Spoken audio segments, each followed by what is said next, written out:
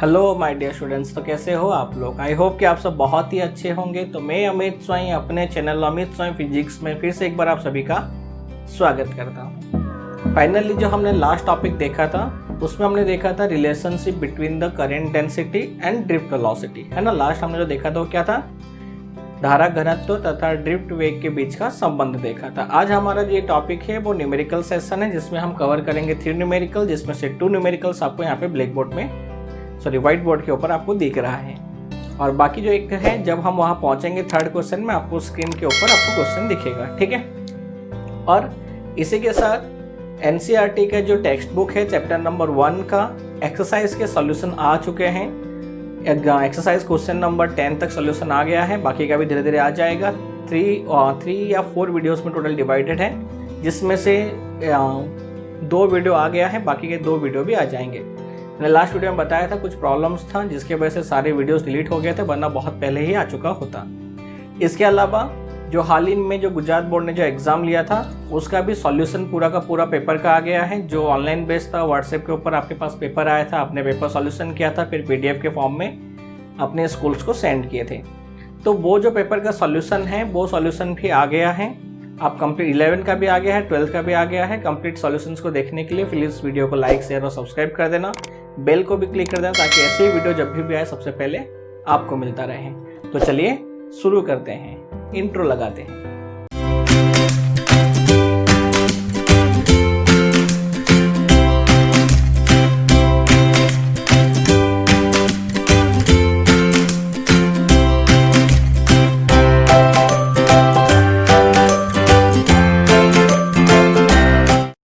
तो पहला हमारा जो क्वेश्चन है वो एक्चुअली में है गुजरात बोर्ड के ओल्ड टेक्स्ट बुक से, सेकंड भी वही है। जो थर्ड क्वेश्चन है आपके एनसीईआरटी टेक्स्ट बुक के एग्जांपल नंबर 1 है, यानी 3.1। मैंने क्यों लिया ये क्वेश्चन को, तो ये जो सारे क्वेश्चंस हैं यानी ये जो प्रश्न है सारे के सारे ये बेस्ड है किसके ऊपर, जो टॉपिक हमने प्रीवियसली कंप्लीट किया था उसके ऊपर। इसीलिए हमने इन क्वेश्चन को लिया है ताकि वो जो हमने टॉपिक किया वो आपका क्लियर हो जाए, ठीक है। फर्स्ट क्वेश्चन हमें क्या कह रहा है, फर्स्ट हमें कह रहा है कि 3 एम्पियर करंट जो है एक कंडक्टिंग वायर है, आइडेंटिकल कंडक्टिंग वायर, जिनका हमें डायमीटर दिया हुआ है, कितना है 0.2 सेंटीमीटर है ना। इसके 2 पार्ट्स में, यानी कि वायर को 2 पार्ट्स में से 2 पार्ट है इसके, इसका भी डायमीटर 0.2 है, इसका भी 0.2 है सेंटीमीटर। इसमें से करंट 3 एम्पियर फ्लो हो रहा है, इसमें से भी करंट 3 एम्पियर फ्लो हो रहा है, और कह रहा है कि आगे जाके कनेक्टेड है, ठीक है। फिर हमें कह रहा है are then split into 3 identical conducting wires, और ये दोनों कनेक्ट है, और आगे जाके जो 2 है ना वो ऐसे 3 पार्ट्स में डिवाइड हो गया, स्प्लिट हो गया 3 में। अब ये जो 3 है यहाँ पे, ये जो 3 है, इन तीनों का जो डायमीटर है हमें कह रहा है 0.1 सेंटीमीटर है। तो हमें कह रहा है कि ड्रिफ्ट वेलोसिटी फाइंड करो, और करंट डेंसिटी की वैल्यू हमें दिया हुआ है, सॉरी चार्ज डेंसिटी हमें दिया है, इलेक्ट्रॉन डेंसिटी 7 × 10⁻28 पर मीटर क्यूब। तो देखते हैं पहले फिगर हम समझ लेते हैं क्या है।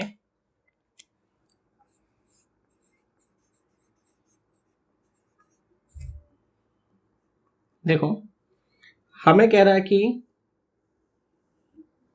सपोज ये एक आइडेंटिकल कंडक्टिंग वायर है,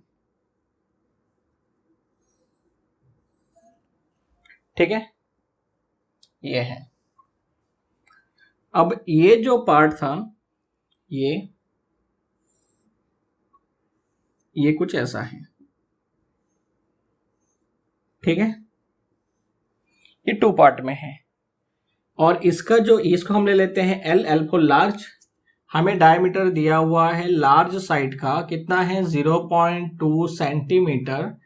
इसको मैं कन्वर्ट कर देता हूं 0.2 × 10⁻² मीटर में, तो मुझे रेडियस मिल जाएगा लार्ज साइड का 0.2 × 10⁻²/2, यानी आंसर हो गया 0.1 × 10⁻² मीटर। ये हो गया रेडियस, ठीक है। इसमें से करंट ना फ्लो हो रहा है, तो लार्ज साइड में एल लिख लेता हूं, वो दिया है 3 एम्पियर, दोनों साइड में, दोनों में से, यहां से भी 3 एम्पियर है, यहां पे भी 3 एम्पियर है, क्लियर। अब ये जो है ये डिवाइड है कितने पार्ट में, तो ये 3 पार्ट्स में डिवाइडेड है, ठीक है। ये जो 2 एंड है ना ये 3 में, इसको मैं ले लेता हूं स्मॉल, और ये जो स्मॉल एंड है ये 3 पार्ट्स में डिवाइडेड है, और यहां पे हमें दिया हुआ है कितना है तो स्मॉल पार्ट का रेडियस जो हमें दिया, डायमीटर दिया है, हम उसको पहले नोट डाउन कर लेते हैं। तो हमें डायमीटर दिया हुआ है स्मॉल पार्ट का, कितना है 0.1 सेंटीमीटर। मीटर में कन्वर्ट करेंगे तो आंसर होगा 0.1 इंटू 10⁻² मीटर। तो रेडियस हो जाएगा यहाँ पे, डायरेक्ट में लिख दे रहा हूँ 0.05 इंटू 10⁻² मीटर। क्लियर। तो इसको हम ले लेते हैं 5 इंटू 10⁻⁴ मीटर में। सिमिलरली हम इसको भी कर देंगे, बाद में कर देंगे। चलो हो गया, ये दिया है। अब इसमें से करंट कितना होगा, तो यहाँ पे देखो ये 3 एम्पियर करंट है, ये 3 एम्पियर करंट है, ये दोनों ऐड हो रहा है तो कितना हो गया 6 एम्पियर। ये फिर डिवाइड हो रहा है, कितना हो जाएगा 2 एम्पियर 2 एम्पियर 2 एम्पियर, क्योंकि आइडेंटिकल है, सेम है ना, एक ही मटेरियल है, सबका डायमीटर सेम है। तो ऐसी कंडीशन में जो करंट का जो सब डिवाइडेशन होगा, जो स्प्लिट होगा करंट भी, वो सेम होगा। एक्चुअली में क्यों होगा, तो रीजन ये है कि यहाँ पे काम करेगा पैरेलल कॉम्बिनेशन ऑफ वायर्स, वहां पे हम आएंगे तो अब हम देखेंगे नेक्स्ट टॉपिक में। बाकी जो अभी है ये आइडेंटिकल है, 3 में जो डिवाइडेड है करंट का वो इक्वल है। पहले हम इसको देखते हैं, यही ले लेंगे, ठीक है। हमें कह रहा है ड्रिफ्ट वेलोसिटी फाइंड करो। तो पहले हम थोड़ा रफ में देखते हैं कि ड्रिफ्ट वेलोसिटी का हमने फॉर्मूला क्या पढ़ा और हम यहाँ पे क्या अप्लाई कर सकते हैं। तो हमने ड्रिफ्ट वेलोसिटी का 2 फॉर्मूला फिलहाल तक पढ़ा है। एक है वीडी इज इक्वल टू, जो हमने पूरा का पूरा कंप्लीट सॉल्यूशन किया था डेरिवेशन के साथ। अगर उन वीडियोस को आपको देखना है तो प्लीज आई बटन पे क्लिक कीजिए, या फिर तो आपको कंप्लीट अगर वीडियो का प्लेलिस्ट देखना है तो डिस्क्रिप्शन में लिंक दिया हुआ है, वहां से भी आप कंप्लीट वीडियो देख सकते हैं। तो वीडी इज इक्वल टू कितना था, तो वो हमें मिला था -EE/2m इंटू टाउ। m क्या था, mass of electron, E charge of electron, tau relaxation time, और E इलेक्ट्रिक फील्ड। अगर तुम थोड़ा सा अपने टेक्स्ट बुक की बात करोगे, देखोगे तो उसमें तुम्हें वीडी इज इक्वल टू मिलेगा -EE/m इंटू टाउ। ठीक है, दोनों ही करेक्ट है। अब हम बात करते हैं, तो सेकंड हमने देखा relationship between the drift velocity and current density में J is equal to NEVD। बहुत फैमिलियर लगता है, मैंने पहले भी कहा था, आराम से याद हो जाएगा। J के लिए हमने पढ़ा I/A is equal to NEVD। हमें फाइंड करना है VD, तो हो गया I/A इंटू NE। अब यहां पे हमें जो वैल्यू है वो तो इलेक्ट्रिक फील्ड तो दिया नहीं है, ना तो हमें रिलैक्सेशन टाइम दिया है, तो हम यूज कौन सा करेंगे, ये, क्योंकि हमारे पास I है। क्रॉस सेक्शन एरिया फाइंड कर लेंगे, हमारे पास रेडियस है, N दे दिया है, और E की वैल्यू हम जानते हैं। तो यहाँ पे सारे नोन टर्म है, हमें कुछ करना ही नहीं है, खाली वैल्यू पुट करना है और मल्टीप्लाई डिवाइड कर देना है। ठीक है, ओके, तो देखते हैं तो क्या हो जाएगा। So therefore drift velocity of the charged particle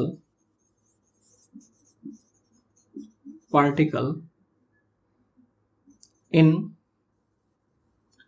large site क्या हो जाएगा, तो मैं ले लेता हूं VDL, drift velocity large site, is equal to, हमें क्या मिला, हमें मिला आंसर यहाँ पे I/NE इंटू A। कहां से आया ये, तो J is equal to NEVD and J is equal to I/A. Clear? Okay. So therefore VDL is equal to I कितना है लार्ज साइट में, हमने लिख के रखा है 3 एम्पियर। N कितना है वो हमें दे दिया हुआ है, N की वैल्यू तो कोई टेंशन ही नहीं है, 7 इंटू 10⁻28। E हमें पता है 1.6 इंटू 10⁻⁻19 कूलम। A कितना हो जाएगा, तो हमारे पास R है, तो फॉर्मूला हो जाएगा πr²। क्लियर, तो आप वैल्यू को पुट करो और मल्टीप्लाई डिवाइड करो, अब इजीली यहां पे क्या मिल जाएगा, आंसर मिल जाएगा मीटर पर सेकेंड। क्लियर, आप कैलकुलेट कर सकते हो। टाइम बचाने के लिए मैंने कैलकुलेशन यहाँ पे नहीं किया। अब खाली कुछ नहीं करना, आपको आर की वैल्यू पुट करनी है, कितना 0.1 × 10⁻², और उसके बाद आप कैलकुलेटर अगर आपके बोर्ड में अलाउ है तो आप कैलकुलेटर यूज करो, या फिर तो आप मल्टीप्लाई डिवाइड कर सकते हो। सेकेंड हम देख लेते हैं ड्रिफ्ट वेलोसिटी कौन साइड में, तो हम देख लेते हैं ड्रिफ्ट वेलोसिटी स्मॉल साइड। ठीक है, स्टेटमेंट लिख देना आप। तो सेम फॉर्मूला है i small upon any into a small. I कितना था स्मॉल साइड में 2 एम्पियर अपॉन कितना है करंट डेंसिटी 7 इंटू 10⁻28, क्योंकि ये क्या है पर यूनिट वॉल्यूम है तो दोनों के लिए सेम रहेगा यूनिट वॉल्यूम के लिए। E की वैल्यू 1.6 इंटू 10⁻19। ए एल्स कितना हो जाएगा pi into R S square. R S की वैल्यू हमने यहाँ पे लिख के रखा है, आप यहाँ से वैल्यू पुट करो आपको VDS मिल जाएगा, क्लियर, मीटर पर सेकेंड। तो आई होप कि दोनों ही आपको समझ में आ गया। बहुत ही सिंपल था, बहुत कुछ कॉम्प्लिकेटेड सॉल्यूशन नहीं है, सिंपल सॉल्यूशन है। आपको मल्टीप्लाई डिवाइड करना है, अभी वो आपके लिए है। तो जल्दी से वीडियो को पॉज करके नोट कर लो आप। मैं 10 का काउंट कर रहा हूँ, जल्दी से नोट कर लो। सो 1 2 3 4 5 6 7 8 9 एंड 10 हो गया।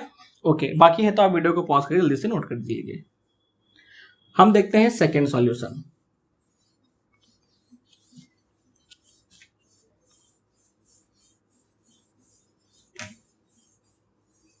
Okay, so solution second.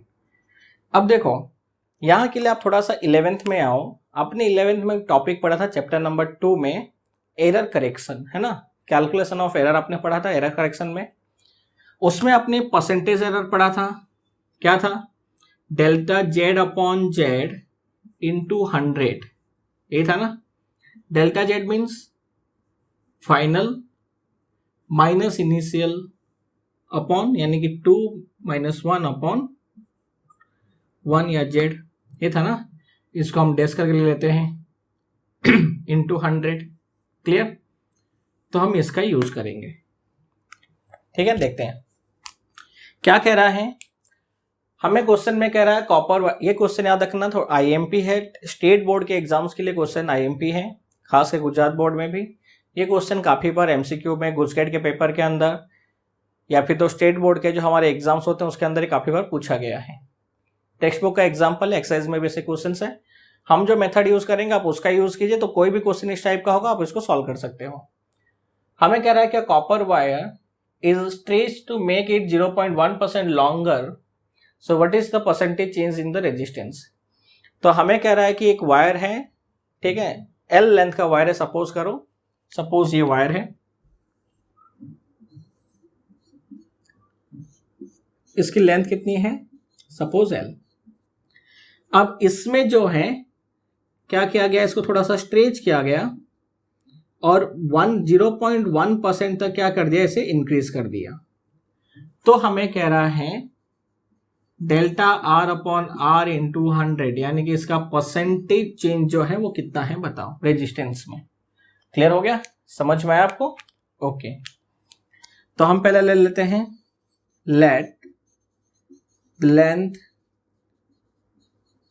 Of the wire is L। So therefore हमने क्या पढ़ा, हमने पढ़ा R is equal to rho into L by A, ये पढ़ा कि नहीं। इक्वेशन इसको मैं ले लेता हूं 1, ठीक है, क्लियर हो गया। ओके, तो यहां पे रो क्या है, तो रो यहां पे है हमारा रेजिस्टिविटी, L तो हमने लेंथ लिखा है और A क्या है, cross sectional area, clear. Okay, now 0.1% length is increased, यानी जो न्यू लेंथ है वो है L प्लस 0.1% ऑफ L, ये है ना। तो कितना हो जाएगा, तो L प्लस 0.1% मतलब 0.1 डिवाइड बाई 100 इंटू L, ये होगा ना। यानी आंसर कितना हो गया, तो आंसर यहां पे क्लियरली अगर हम देखेंगे तो आंसर हो गया L प्लस 0.001 L। यानी आपको कितना मिल रहा है, तो आपको मिल रहा है L dash is equal to 1.001 L, ये मिल रहा है आपको, ये है ना। ओके, ठीक है, So now the resistance after increasing the length. अब यहां पे देखो, हमने देखा था तो रेजिस्टिविटी है वो डिपेंड करता है टाइप ऑफ मटेरियल और डिपेंड करता है टेम्परेचर के ऊपर, लेकिन जो रेजिस्टेंस है वो डिपेंड करता है लेंथ और क्रॉस सेक्शन के ऊपर, है ना। यानी कि अगर लेंथ चेंज हुआ है तो क्रॉस सेक्शन भी चेंज होगा, और क्रॉस सेक्शन चेंज हुआ है, लेंथ चेंज हुआ है तो रेजिस्टेंस भी चेंज होगा। तो हमारा जो न्यू रेजिस्टेंस है वो क्या है, तो वो हो गया R dash is equal to rho into L dash upon A dash. हो गया, okay. So R dash is equal to कितना है, इसको हम ले लेते हैं इक्वेशन नंबर 2। सो नाउ देखो, चेंज क्या हुआ है, लेंथ चेंज हुआ, क्रॉस सेक्शन चेंज हुआ, लेकिन एक वायर जो है वो सॉलिड मटेरियल है, और आपने क्लास 6 में ही पढ़ा था प्रॉपर्टीज ऑफ मेटर्स, है ना। यानी लिक्विड स्टेट, गैसेस स्टेट और सॉलिड स्टेट में उनकी प्रॉपर्टीज आपने पढ़ा था। उसमें आपने एक पॉइंट देखा था, एक सिंगल पॉइंट था उसमें, the volume of solid substance और सॉलिड ऑब्जेक्ट और solid state is always fixed, है ना, या रिमेन कांस्टेंट। आपने देखा था वहां पे कि ठोस पदार्थों का जो आयतन होता है वो निश्चित होता है, यानी कि नियत होता है। तो इसका मतलब है now the comparison of volume after stretching the wire and before stretching the wire, तो कितना होगा, तो मैं ले लेता हूं after stretching V dash before stretching V. तो क्या हो जाएगा, A dash into L dash is equal to A into L. तो A dash by A is equal to L upon L dash. Clear, equation number 3 ले लेता हूं। Now by taking ratio of equation 1 and equation 2, क्या हो जाएगा, equation 1 and 2 का क्या हो जाएगा, तो वो हो जाएगा R upon R dash is equal to rho into L by A, into करूंगा तो A dash upon rho into L dash. Clear, so rho to rho cancel, तो हमें मिला L upon L dash into A dash upon A, यही मिल रहा है ना।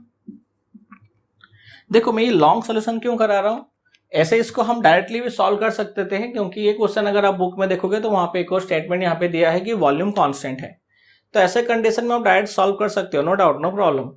लेकिन अगर सपोज दूसरा कोई क्वेश्चन आ गया तो हमेशा वो ट्रिक काम नहीं आता, इसलिए हमने इसको पूरा लॉन्ग में सॉल्यूशन कर रहे हैं, ठीक है। ओके, तो ए डैश और ए डैश बाई ए की वैल्यू इसलिए हमने पहले फाइंड ही कर लिया था, तो हमें आंसर क्या मिल रहा है, एल अपॉन एल डैश। तो हमें ए डैश अपॉन ए की वैल्यू कितनी मिल रही है, तो वो हमें मिल जा रहा है एल अपॉन एल डैश, यानी हमें क्या मिल रहा है, L upon L dash whole square. Clear, अब हमने यहाँ पे देखो एल डैश की वैल्यू फाइंड करके रखा है ना, तो हम यहाँ पे पुट कर देंगे वैल्यू, तो हमें क्या मिल जाएगा, R upon R dash is equal to L square upon कितना है 1.001 एल स्क्वायर।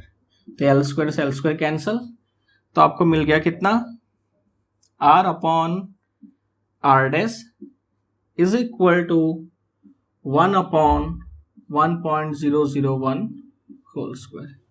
क्लियर हो गया। उसके बाद आप इसको सॉल्यूशन कर लो। कैसे सॉल्यूशन करोगे, तो आप यहाँ पे इसको चेंज कर दो, तो आपको क्या मिल जाएगा, तो आप यहाँ से इजीली सॉल्व कर सकते हो, आर डैश अपॉन आर करके, है ना। तो अगर आप यहाँ पे आर डैश अपॉन आर करते हो तो आपको वैल्यू क्या मिल जाएगी, तो आपको मिल जाएगा 1.001 होल स्क्वायर, ये हो जाएगा। तो आप इसको लिख सकते हो, कुछ नहीं तो अपॉन 1 कर दो, तो आर डैश, तो यहाँ पे आपको आर डैश की वैल्यू मिल जाएगी, कितना है 1.001 होल स्क्वायर इंटू आर। फिर आपको क्या फाइंड करना है, R dash minus R, upon R into 100, तो जो भी आएगा वो क्या होगा, परसेंटेज चेंज हो जाएगा। ठीक है, और यहाँ पे वॉल्यूम कांस्टेंट दिया था तो आप डायरेक्ट भी सॉल्व कर सकते थे। R is equal to rho into L by A करके, एल से मल्टीप्लाई, एल से डिवाइड, तो rho into L square upon A L means V. तो आप यहाँ से ऐसे भी करके आप सॉल्यूशन कर सकते थे, क्योंकि एल के बेसिस पे चेंज हो रहा है, तो D R upon D L करके आप इसको इंटीग्रेशन करोगे तो आंसर तुम्हारा इजीली आ जाएगा। दोनों का फिर रेशियो ले लेना है तो भी आंसर आ जाएगा, जो 0.2% शायद इंक्रीज दिखाएगा। लेकिन याद रखना हमें ऐसे नहीं करना है, आपको ये मेथड करोगे तो आपको फायदा ये होगा कि जो इतने भी सॉल्यूशंस होंगे वो इजीली आपके सॉल्व हो जाएंगे, आपको कोई प्रॉब्लम नहीं होगा। आई होप कि आपको सॉल्यूशन समझ में आ रहा होगा। आपको यहाँ पे क्या लिखा क्या करना है, आर डेस की वैल्यू, आर की वैल्यू तो आर ही रहेगा, आर डेस की वैल्यू आपको पुट करना है यहाँ पे, आर को आर रहने देना है, अपॉन आर है, डिवाइड करके मल्टीप्लाई करके आप इजीली उसको सॉल्व कर लो, सॉल्यूशन हो जाएगा। बहुत ही सिंपल सा है ना। अब खाली आर डेस की वैल्यू पुट करोगे, आर आर कॉमन हो जाएगा, तो जो भी होगा उसका आप स्क्वायर करो, जितना परसेंटेज होगा आप वहां से परसेंटेज चेंजेस आराम से निकाल सकते हो। तो आई होप कि आपको ये कंप्लीट सॉल्यूशन समझ में आया होगा। अगर समझ में आ गया है तो जल्दी से 10 के काउंट में नोट कर लीजिए, 1 2 3 4 5 6 7 8 9 10। बाकी है तो वीडियो को पॉज कर जल्दी से नोट कर लीजिए। आप यहां से कैसे कर सकते हो, तो D R upon D L करके, तो ये कांस्टेंट है, ये कांस्टेंट है, तो हमें मिला 2 इंटू कितना मिल जाएगा, एल। फिर आपको कुछ नहीं करना है, आपको यहां से मिल जाएगा D R is equal to 2L into कितना हो जाएगा, 2 into D L upon D L, 2 into D L आपको मिल जाएगा। ये क्लियर। जब आपको 2 इंटू डी एल मिला तो आप यहां से आर अपॉन डी आर कर दो, तो आपको इजीली सॉल्यूशन मिल जाएगा। आपको फिर यहाँ से वैल्यू दिया हुआ है, डी एल अपॉन एल की वैल्यू इंटू 100 करोगे तो ये आंसर आएगा 0.1 इंटू 2, तो तुम्हें आंसर मिल जाएगा 0.2% जब कन्वर्ट करोगे तो। बाकी अगर वीडियो बाकी है तो वीडियो को पॉज करके बाकी का नोट कर लीजिए। ये बहुत सिंपल है, लेकिन ये हमेशा काम करता नहीं है, बहुत सारे क्वेश्चन पे ये वाला फॉर्मूला एप्लीकेबल नहीं हो पाता है। तो देखो क्वेश्चन में हमें क्या कह रहा है, कह रहा है कि estimate the average drift speed of conduction electron in a copper wire of cross section area.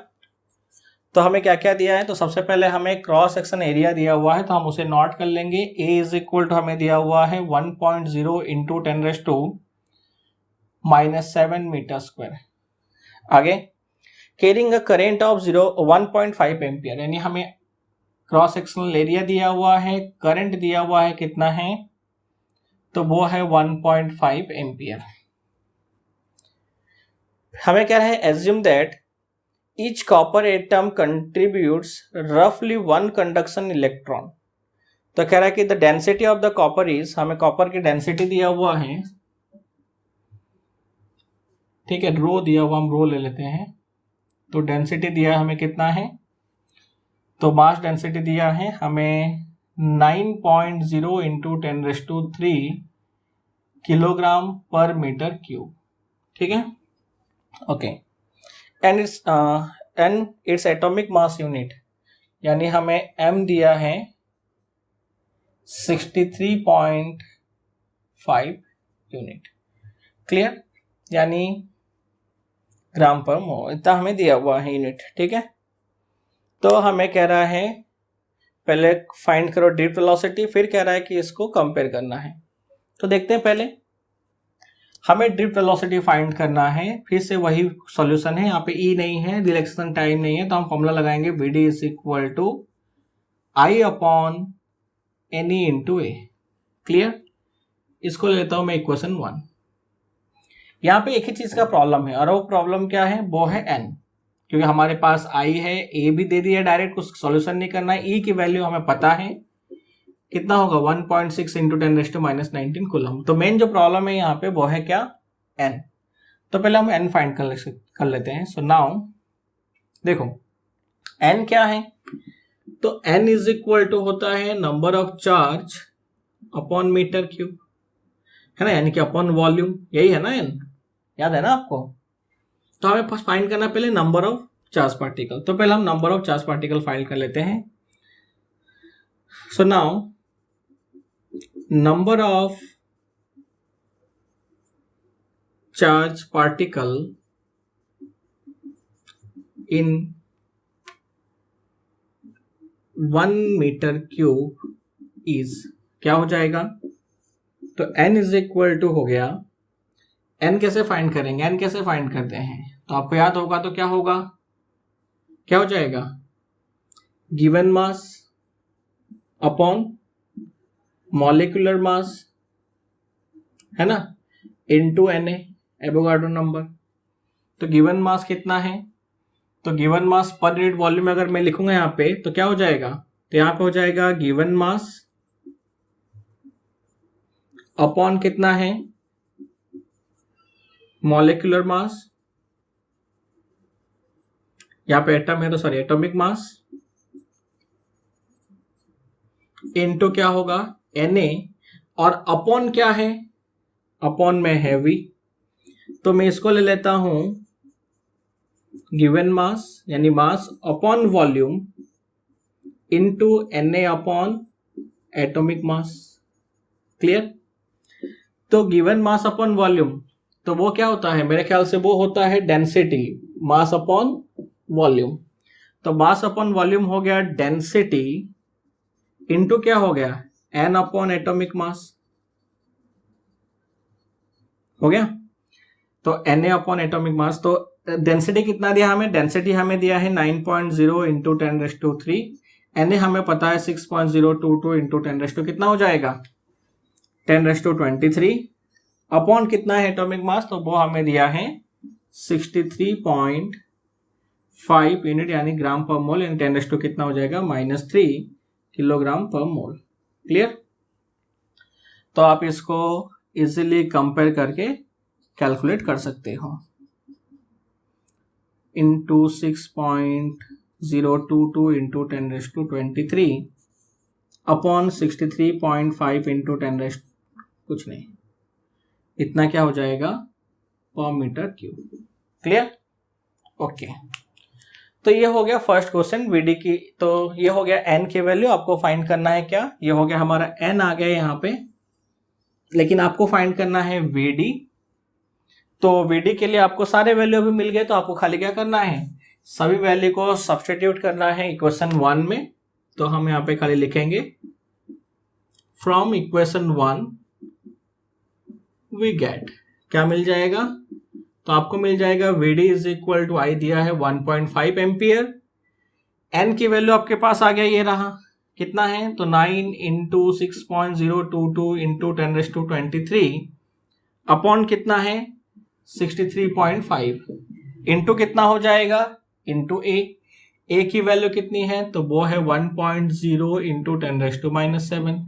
तो ये कहाँ गया? ऊपर। तो हमें मिला कितना? 1.5 into 63.5 upon 9 into 6.022 into 10⁻23 into 1.0 into 10⁻⁻7, जो भी आएगा मीटर पर सेकेंड में आएगा।